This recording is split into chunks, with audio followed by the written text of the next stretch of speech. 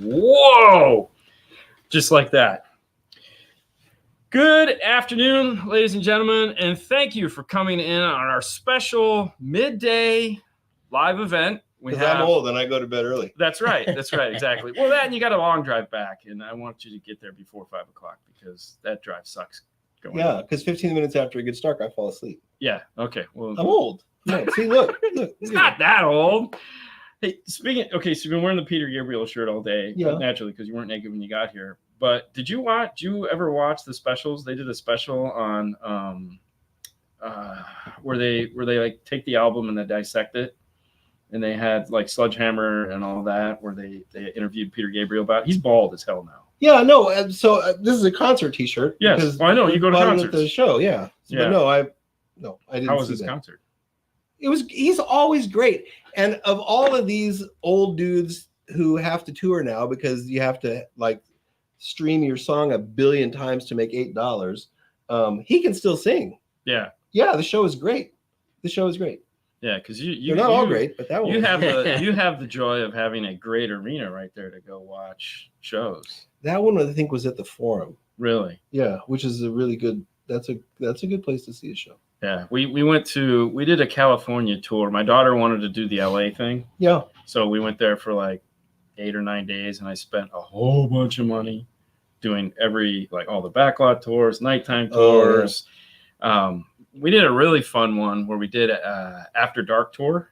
Yeah. At Paramount, where they take you in and no one's there. There was 8 people, and they take you into all the sound stages. All the lights are off.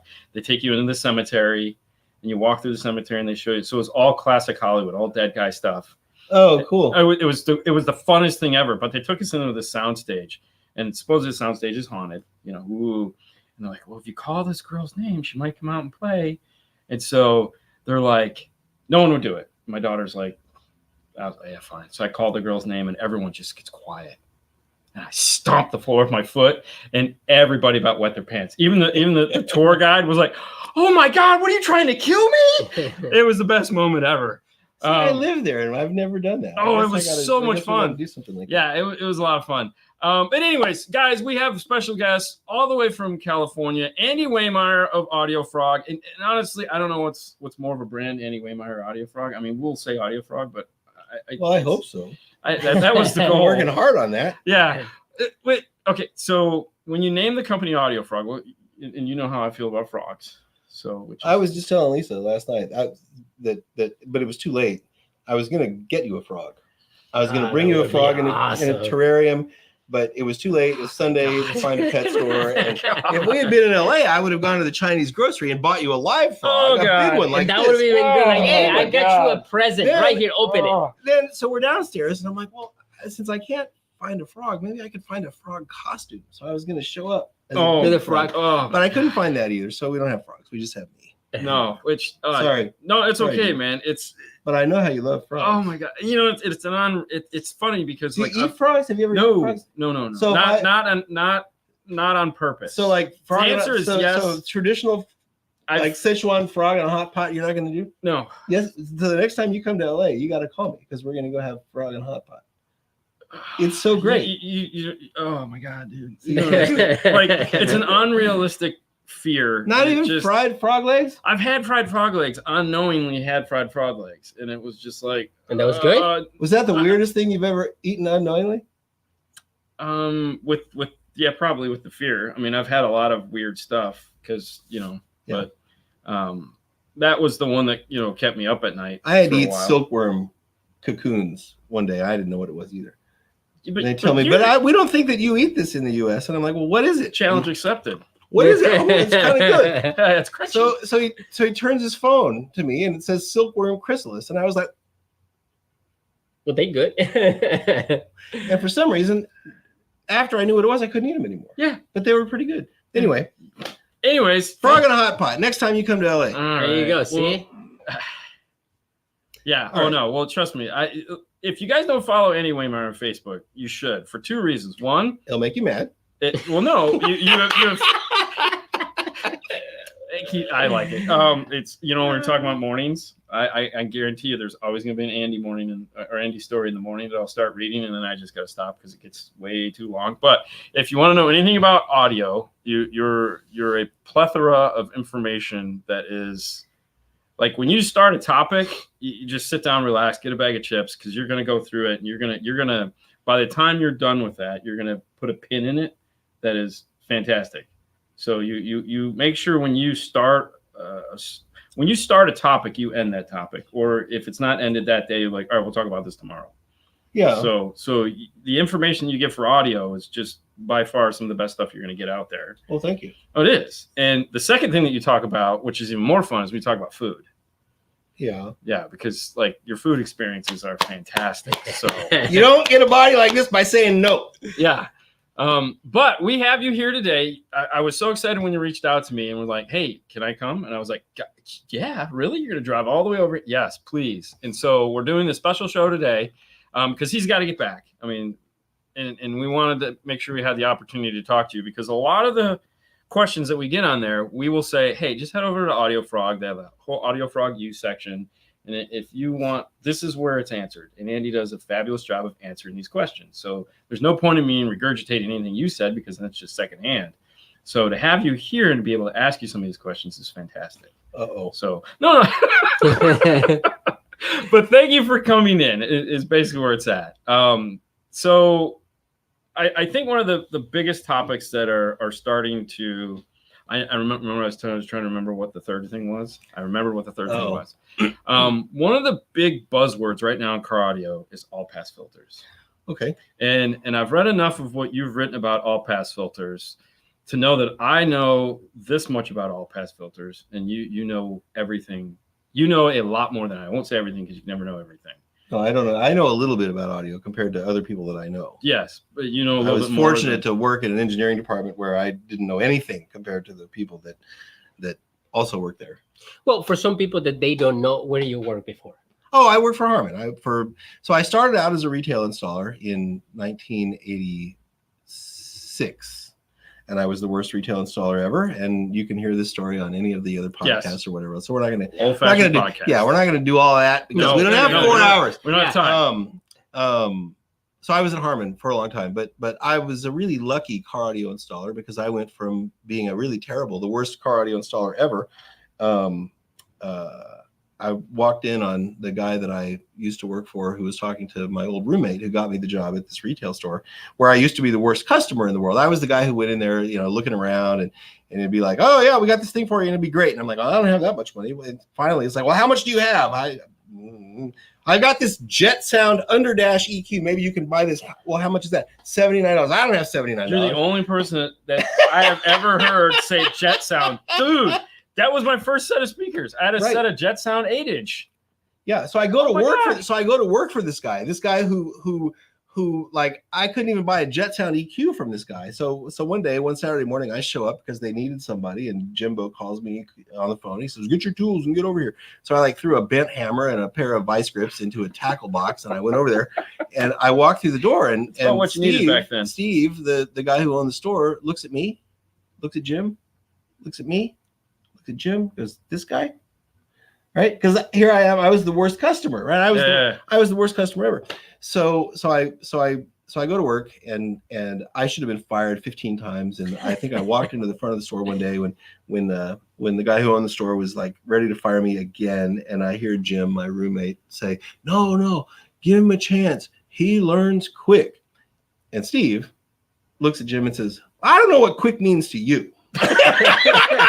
Right? So I was terrible, and then I lucked into a job. So the guys at Harman, I had left that store because I got married and I had moved to Austin. I was working in a store in Austin.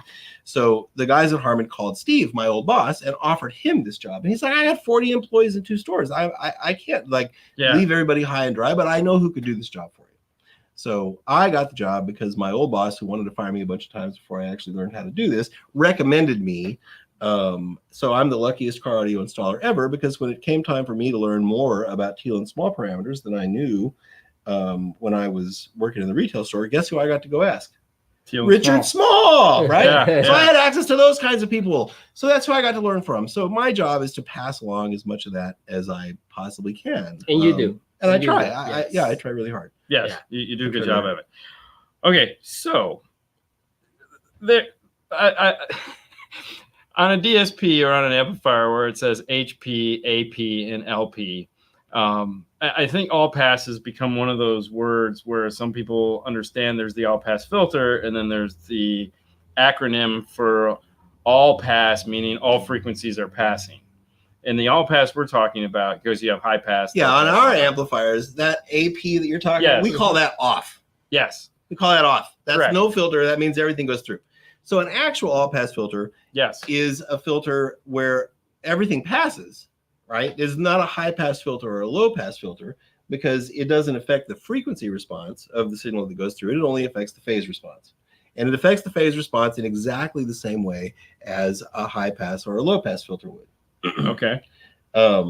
So a second order all pass changes the phase of the signal 180 degrees at whatever that frequency is that you choose. So if you choose a 300 hertz all pass filter, it means the phase is going to be 0 above 300 hertz.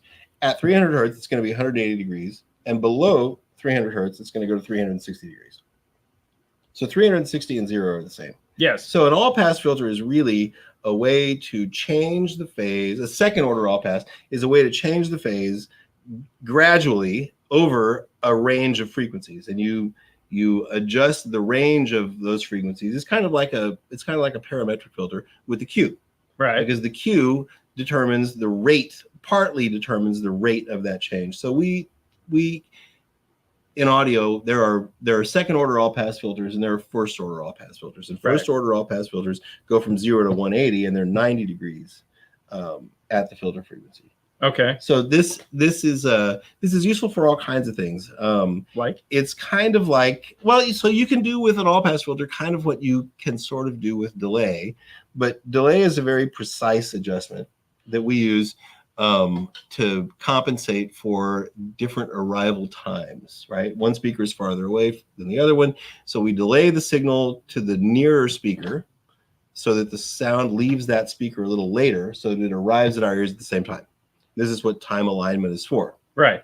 Time alignment or signal delay or whatever you want to call it. The idea is that in a basic stereo system, the objective is to use two speakers that are hopefully placed in front of you. This doesn't always happen because sometimes people put one speaker in the front of the room and the other one like by the dining room table in the other room, so they have Those speakers. are always those. Yeah, this is They're not sadists. this is not how this was originally sort of intended to work. The idea behind two speakers is not that there's one speaker for your left ear and one speaker for your right ear. That's headphones.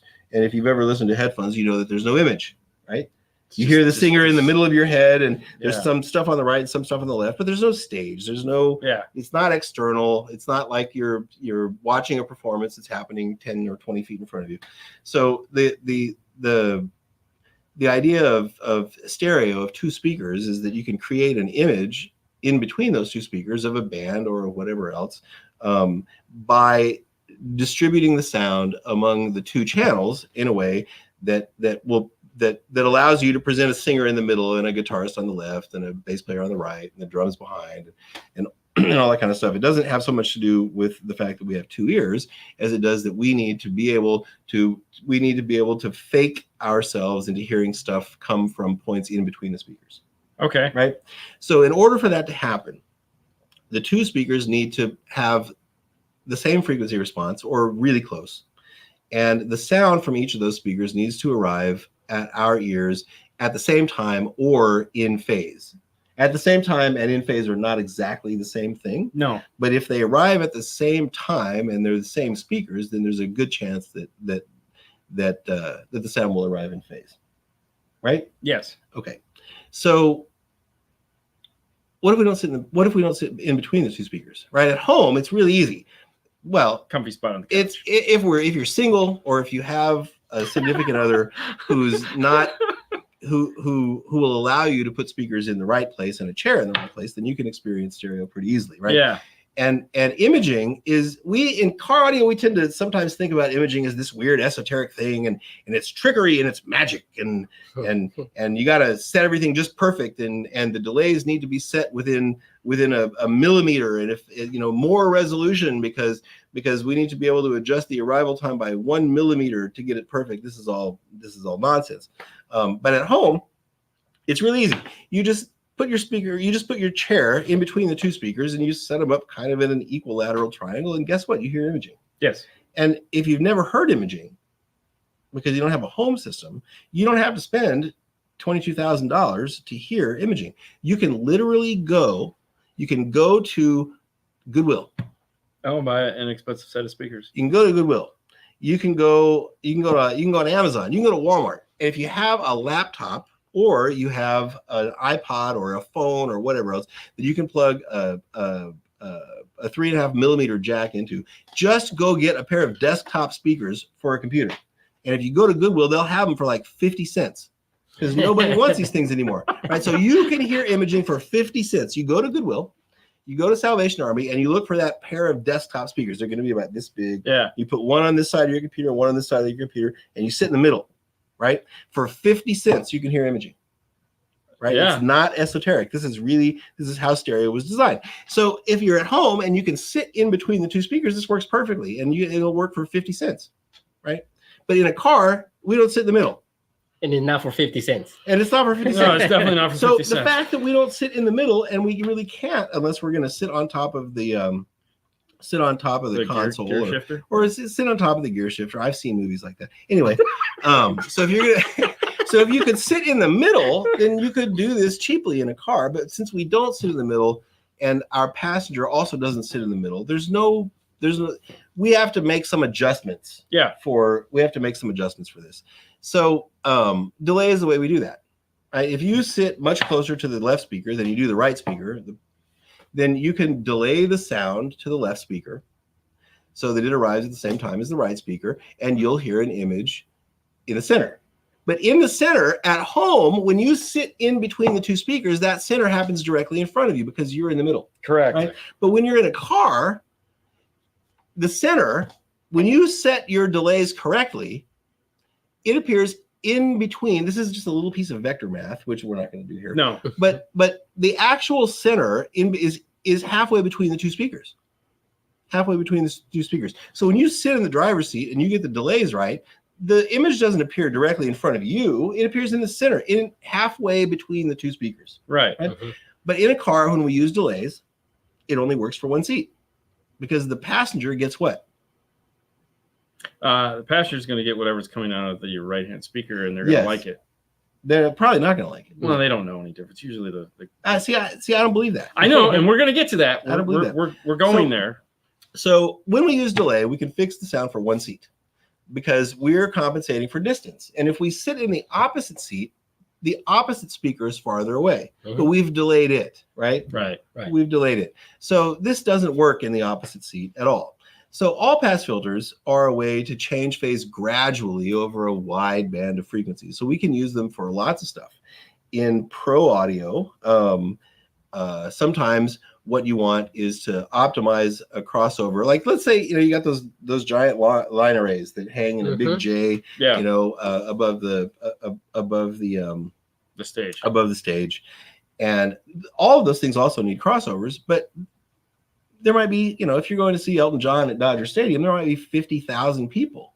Right? Yes. So you can't optimize for one person if you're going to sell 50,000 tickets. Right. You can't do that at a movie theater either. So sometimes what we need are filters that change phase or that can help us compensate for listeners at different distances with a sort of a wide brush rather than a very narrow pinpoint sort of a thing like delay. Okay. Because there's no delay compensates perfectly for one infinitely small point in space. But you can't stick 50,000 people who spent $500 on a ticket in one infinitely small point in space, right? Correct. So sometimes we need filters that change phase or can optimize phase gradually or get close over many more locations than we could with delay. So an all-pass filter is just simply a tool that we can use to adjust phase gradually. So Toyota loves to use them. Yes. And which is usually in the well, they use them in all the systems, basic all the way through the JBL system. Right. So it's hard to do this without a whiteboard. But so I know. I'm sorry. No, it's okay. So because I think I can do it. Anyway. I know you can do it. Anyway. So if we set up the car, like I'm not sitting on a gear shift because I'm really into that. But if we were setting up a car and this is weird because these guys are Fernando's actually on my right, but here he's on my left. Yeah, they see it the right way too. Right. Yeah. So Fernando's in the driver's seat, Dean's in the passenger seat. We set up the delays for Fernando, and he's over here going, "Yes, this is great. This sounds great." And Dean is going, "You paid how much for this?" Yes, exactly. Yeah. You paid how much for this? So the reason that we don't hear a center image. The reason that we don't hear a center image without delays in a car is because the vocal frequencies, based on the distance from Fernando to one speaker and the other speaker, or the distance between Dean and the speaker and the other speaker, is that those two speakers wind up being out of phase at a fundamental frequency and a whole bunch of other frequencies based on that difference in distance. Cars are always about the same size. Right, like an MG is not the same size as like a Maybach, but we're not talking about the difference between a mouse and a rhinoceros. Correct. Right, they're similarly sized. So that first area where the sound is out of phase happens at about the same frequency that where people sing, and singers tend to be mixed in the center. Mm-hmm. Right. So in most cars, that happens at about 250 hertz. And in fact, there's the original patent for using these all-pass filters in cars in a certain way called out 250 hertz in the patent. And you can determine this by a simple distance measurement or whatever else. But an all-pass, so the problem is that the speakers are out of phase. Because the distance problem is symmetrical, right? Yeah. Then for Dean, the close speaker arrives earlier than the speaker that's farthest away, and those two things are perfectly reversed for Fernando in the other seat. Yes. Right? Yeah. But the problem is that in both seats, they're out of phase at the same frequency. Okay. So delays everything, but an all-pass filter allows us just to change the phase, to reverse the phase over a narrow band of frequencies. And the first narrow band of frequencies that happens, where that happens in a car, is around 250 hertz. Okay. A little lower in a bigger car, a little higher in a smaller car for cars with speakers in the doors. So if we can change the phase of one of those speakers over that range of frequencies, then we can get closer to fixing it simultaneously for both seats. Okay.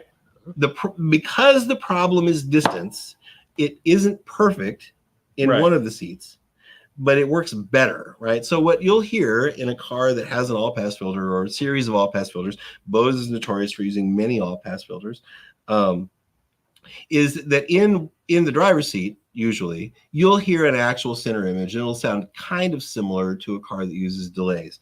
It's not as pinpoint perfect, as if all the members of the band have been made very small miniature and thrown up on the dash. Like they're a bunch of little army men in a diorama on the dash. It won't sound like that. That's kind of what a delay car sounds like to me. But you will get a bigger center image, but there will be a center image.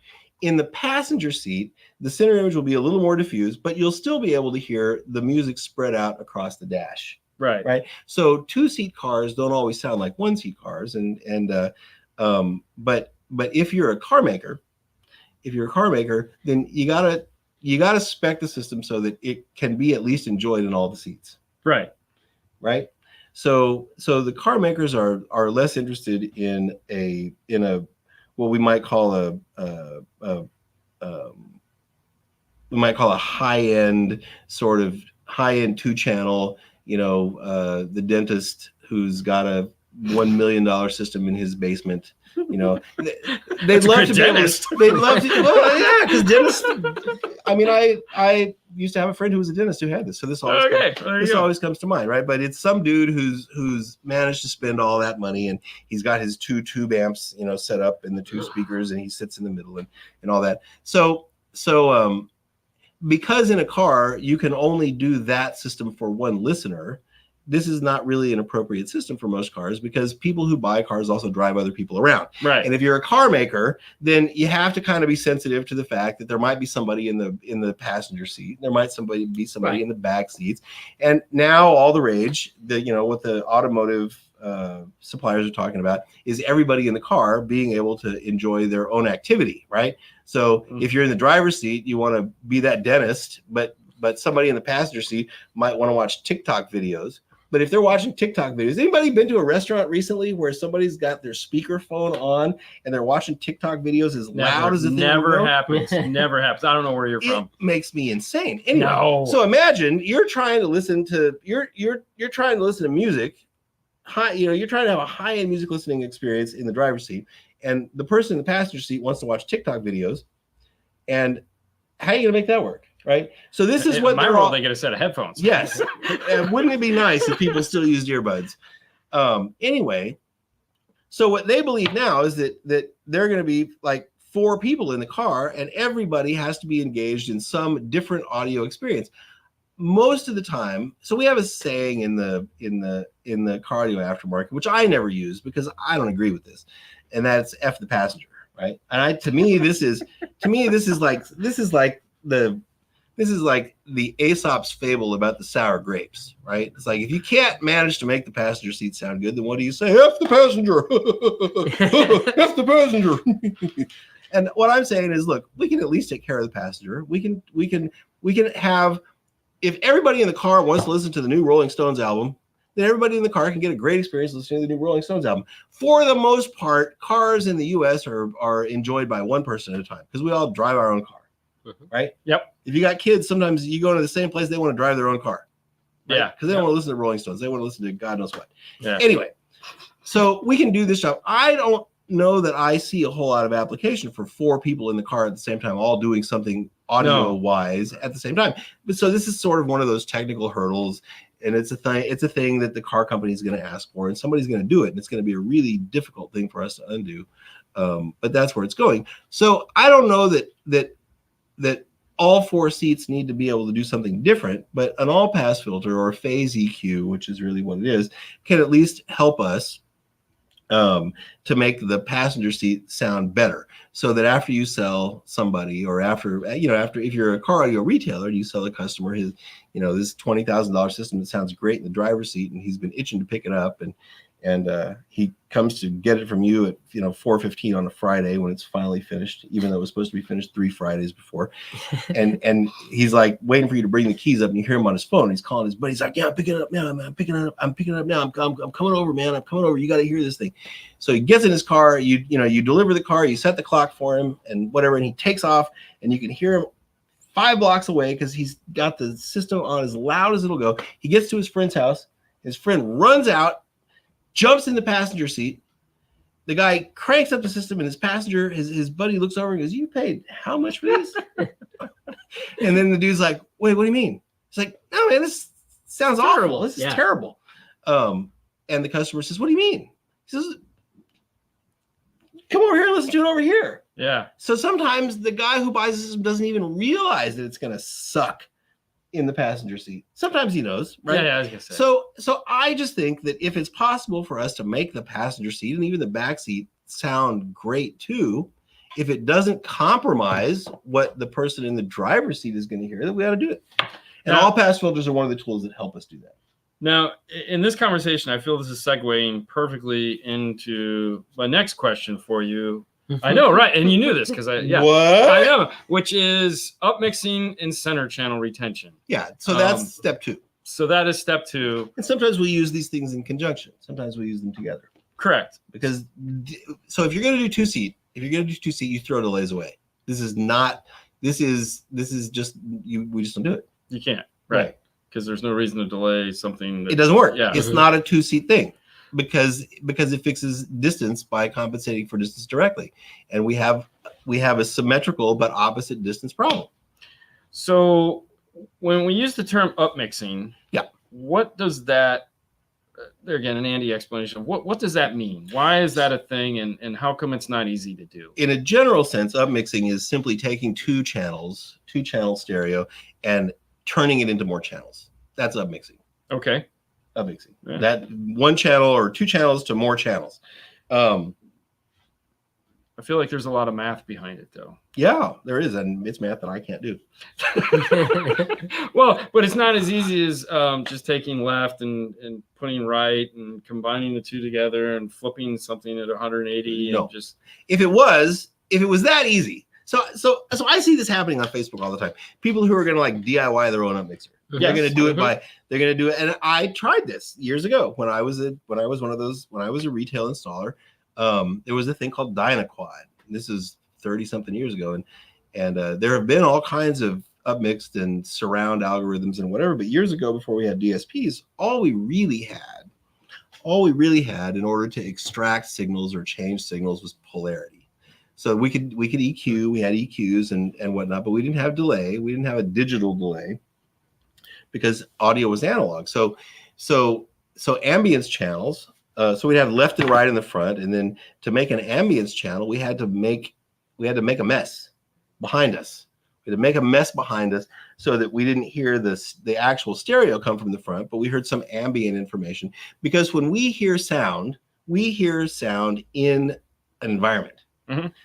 But depending on what we're doing in that environment, we may or may not pay attention to the actual sound in the environment. Okay. Right? Right. So let's say you're running through the woods and you're being chased by a bear. Okay. Are you gonna be tuned into the sound behind you? Yes. Yeah. Right? Because there's a I hope so. freaking bear back there. Yeah. Right. But there are occasions where, when you go to the grocery store, how are you tuned into the sound of the grocery store? No, it's just coming from the ceiling. It's just there's just just noise there. everywhere, but you're Mhm. there to get a can Yeah. of tomatoes and some other crap and Always a can of tomatoes. some stuff that you're embarrassed to buy because whatever, and you're getting out of there, right? So we don't always listen intently to the sound that we hear in spaces, but the sound that we hear in spaces is how we navigate the space. It helps our eyes, right? We have eyes in the front, but with our ears we can hear things that happen behind us and above us and whatever. So all this sort of works together to make it possible for us to make sense of where we are, whether the room is big or small, or where the door. Yeah. So, but we don't always do this consciously. I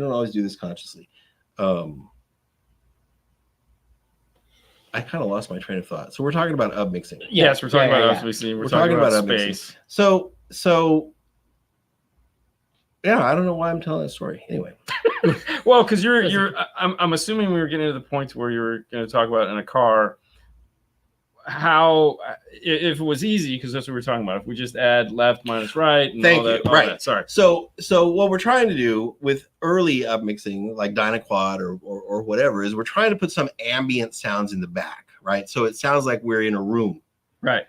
In a stereo recording, sometimes the sound of the room is captured in the recording, mm-hmm. but because there are only two channels, it can only be presented as a room inside that space between the left and the right channel. Right. So if we need more channels and we want to try to reproduce some kind of a 3D thing, then we need to put speakers in the back so that we can have ambient sounds back there. But there was no discrete way to make ambient sounds for the back, so they would just put the two back speakers out of phase. And when things are out of phase, we don't hear. So when you have two speakers out of phase, you don't hear bass, right? We all hear that. But when you have two speakers and they're out of phase, you also don't hear an image in the center. Okay. Right? Because it doesn't work. So if you put the speakers in the back and you put them out of phase, then you don't really hear the center image in the back. Right. It just becomes that. It just becomes a big acoustic sort of a mess. And we kind of say that it sounds like ambient sounds from the room or whatever. So that was early surround. And then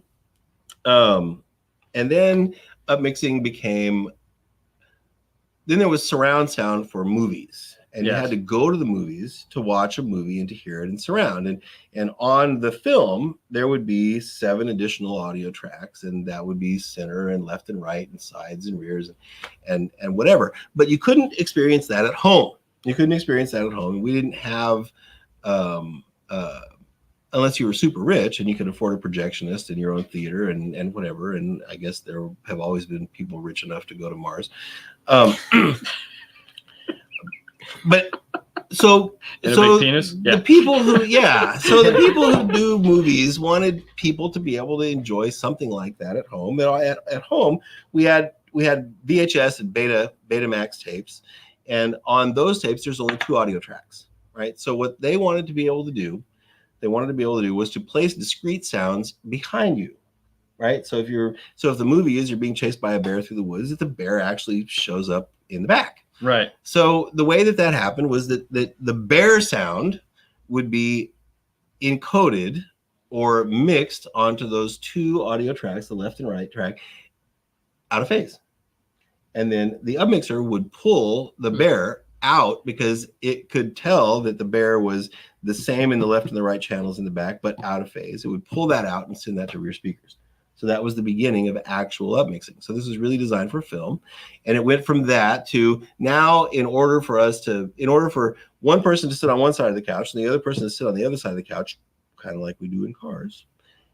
And for the dialogue to sound like it comes from the screen, which is in front of both of us, that a center channel was really helpful. And the center channel in an upmixer like that was really designed to anchor the dialogue at the screen. Yeah. They're not so concerned about left of center and right of center and where's the guitar and where's the bass and all that kind of stuff. They're trying to get dialogue at the screen, other stuff that happens in the left and the right in a sort of a wide stage, and a way to put discrete sounds in the back. And that was Dolby Pro Logic. Dolby Pro Logic 2, Logic 7 from Harman. These are all what they call active matrix upmixers. And I always love it when I'm watching a football game and they decide to pipe the crowd into the rear speakers. Yeah. Because my rear speakers sit right above my head and I'll be editing and I'm like, what the? Right. Right. So those active matrix upmixers were really good for video. Yes. But they were not so good for audio. Because the data wasn't in the recording. Well, it's not right. And so people who mix music do stuff. They do stuff to try to widen the stage, and they have an intent when they use this. Like if you've ever listened to a recording where sometimes, during the verses, you'll hear the singer in the center. Mm-hmm. And then during a chorus, maybe you hear that same singer in the left and the right, but not in the center. Right? Correct. Yeah. So the way you do that when you make a recording is that you delay one channel versus the other, and then you don't hear a center image, right? Because it's not in phase anymore. Now you hear the singer over here and the singer over here, but you don't hear the singer in the center. So when you do that and you play it back through one of those legacy active matrix upmixers, it doesn't do exactly what the guy who mixed that intended. What he intended was for it to be in the center during the verse and in the left and right during the chorus.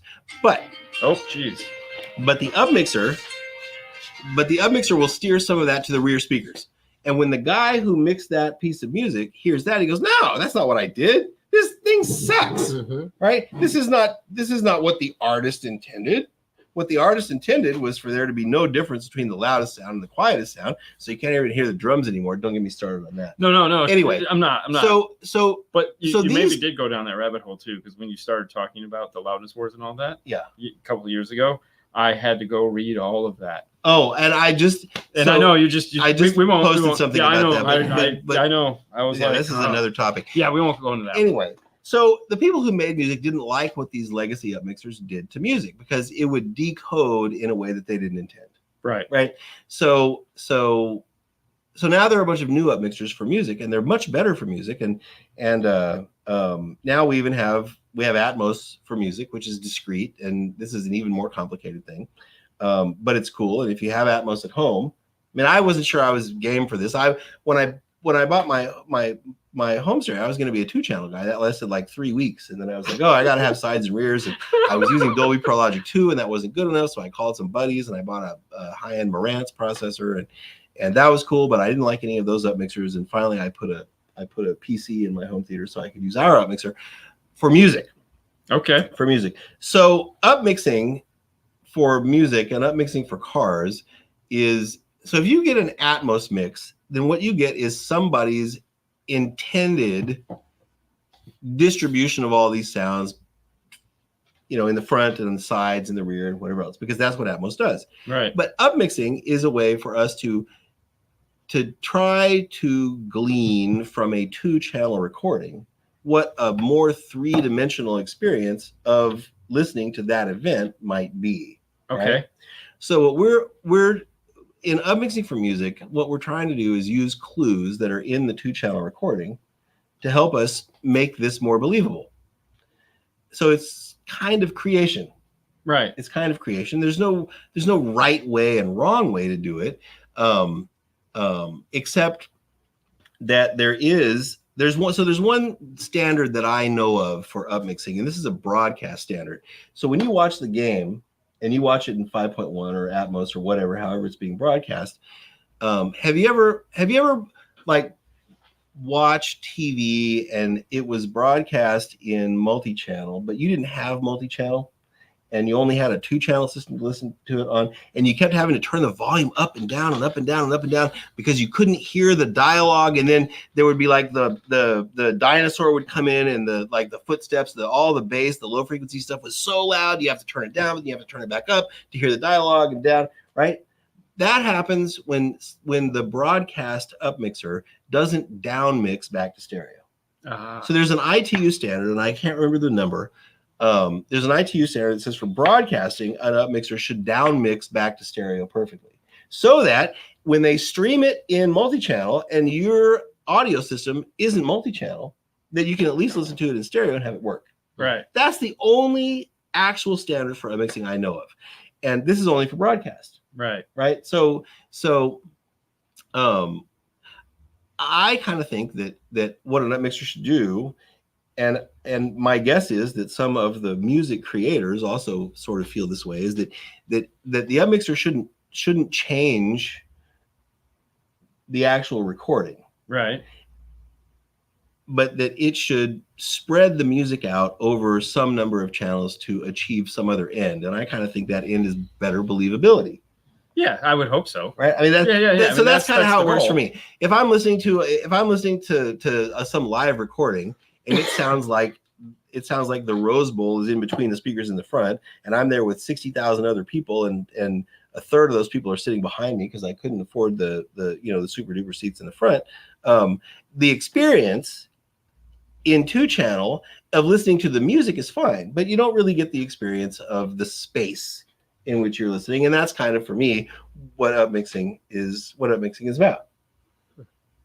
So in a car, so for upmixing, there's the immersive quality, right? There's the sense of space that you can get when you have speakers in the sides and speakers in the back, and you can send something specific back there.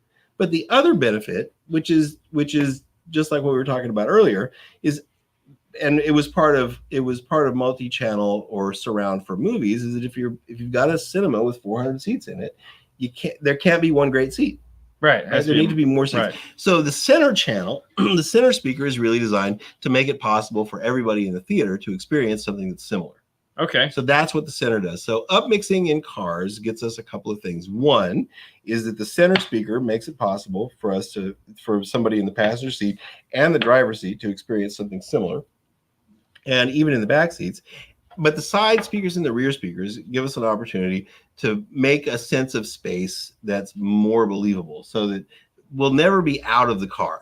I don't know that we'll ever get to the point where you can sit in a car and have it sound exactly, if you close your eyes, exactly like you're in the Rose Bowl, because there are too many reflecting surfaces in the cars, and that's how we hear that we're in a car. We can't get rid of those. Right. But if we add some other sounds that arrive later, then we can sort of fool ourselves into believing that we're hearing something similar to how it might have been to hear that live. Right. So the idea of immersion is to make the audio experience sound more similar to what we might hear if we heard it live, because every time we hear audio, we hear it in a space. Yes. Whether that space is the DMV, whether we're listening to the awful noise of 1,200 cell phones all playing something different at the DMV, or we're at the Rose Bowl listening to the Rolling Stones, we hear it in a space. And the idea of immersion is to give the listener some ability to discern what that original space might have been in a more believable way. So so you're one of the advocates for this. That's why I wanted to ask you these questions. And the question that always gets asked, I'm sure people ask you a million times, when is the Audio Frog? Well, so we have software. I know you do. We have software. We're trying to get into a piece of hardware, and the guys that so the rule in product development is good, fast, and cheap. Pick two. Good, fast, and cheap. Pick two. So good for us is a whole bunch of stuff. Good is it needs to be reliable. Good is it needs to work. Good is it needs to sound good. Good also means that our IP needs to be safe, right? Yeah. Our IP needs to be safe, and fast. Fast means you got a big team of people who can all work on it. Yeah. Not so much. And cheap means you can afford it, right? So you never get all three. No, you never get all three. Good, fast, and cheap. But for us, the IP has to be safe, which means I need people I can trust. Right. Mm-hmm. And the fact that we're a small company means that we don't have billions of dollars to spend on getting it fast. So there are very few people who can do this for us. And one of those is an old friend of mine who has a DSP development company in China, and he's been working on it. But he's been through a bunch of different organizations because he at the beginning of COVID, his family lives in Wuhan. Oh, so he was in Wuhan at the beginning of COVID. So it's like, So he got stuck in Wuhan for like, I don't know how many months it was, but this was a big problem because his whole team was basically gone. His office was in Dongguan, and his family is in Wuhan, and now he's stuck in his grandmother's farmhouse for months and months and months. And can't get so it's just been, and his primary business is DSP amplifiers for Chinese car makers, right? So when BYD calls and says, "Hey, we need 250,000, whatever," he calls me, and I'm like, "I got it, I understand, whatever." So it's taken a really long time. I'm headed over there finally after COVID is now gone next month to meet with him and to do a bunch of other stuff. You haven't been back since, have you? I haven't. No, I haven't. It's got to be driving you crazy. It is, and I'm jonesing for a trip over there, and I really want to get this thing. I'm jonesing for the food experiences you're going to be talking about. Yeah. There's going to be amazing ones coming from that. They're always great. Yeah. So the ball is rolling. And it has been. It has been, So there you go. It's unfortunate that it's taken a really long time, but So we're gonna do it. We're still working on it. So behind your ear there, MS8. By the way, the last time I did this at Harman, where MS8, it was MS8. It took 7 years. There you go. 7 years. All right, so that's 7 years. 7 years to bring that thing to market. Well, if we take COVID out of this, you still got plenty of time. Yeah, because I feel nothing. We're getting close. COVID was literally, I feel, put on the planet. Other than what Steve said, was to just foil intervention because during that time, everyone was so focused on just keeping the ball moving. Maybe it was nature's warning. Like, hey, I can do this to you guys. There's that side of things. You're acting like a bunch of assholes. So this is like, you're being sent to your room for 2 years with no dinner. Yeah. Right. Except what you can get brought to you by DoorDash for, let's make, in addition to keeping you cooped up in your house, we're going to make a hamburger cost $75. Right? Because it's $12 for the hamburger and it's $50 to have somebody bring it to you. I can't do it. With lipstick on the straw that they're going to deliver. I cannot DoorDash. So maybe this was a warning, right? Maybe it's like, if you guys don't act better, then we're going to do something worse to you. One thing that did get done in this amount of time was the thing that's behind your head, which we call lovingly the Andy, which is your head. The microphone. Well, it's not my head, but no, it's definitely not your head. But the Andy did come out, and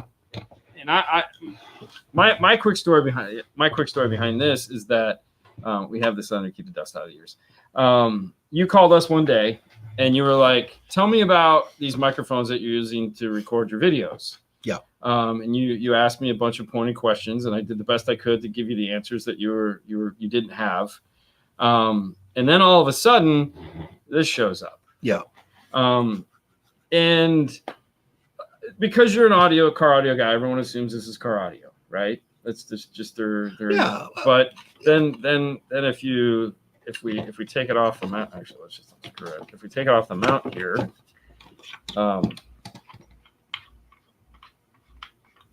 we look at the bottom and we see that is a whole bunch of You stuff can plug going it into on all there. kinds of stuff. Yeah, so this is What is this? Isn't explain yes. to me how this dream came to you and what its intended purpose So I'm not was. just a car audio guy. I mean, I've done car audio for a really long time, but I'm an audio guy. I love audio, and for me, the most fun in listening to audio is the spatial aspects. I mean, I'm really into imaging more than just having an image that's kind of like a diorama on the dash in front of me. I like more of it. And I listen to spaces. This is a weird thing. I mean, I go to the DMV and I'm like, wow, it sounds really weird in here. And there's all, and so one year, right after we started Audio Frog, Gary and Grizz came out to LA, and I was going to take them to a concert, and there was a promoter who was renting out a Gothic church in Mid City and having rock concerts in this Gothic church, and it seems to it seems to most people, oh yeah, great music and such a cool venue, right? So we got there and we're sitting we're sitting up in one of the balconies, and it's really noisy and it's loud and there's lots of echoes. And I'm sitting here thinking, and I'm like, oh my God, this is going to be a disaster, right?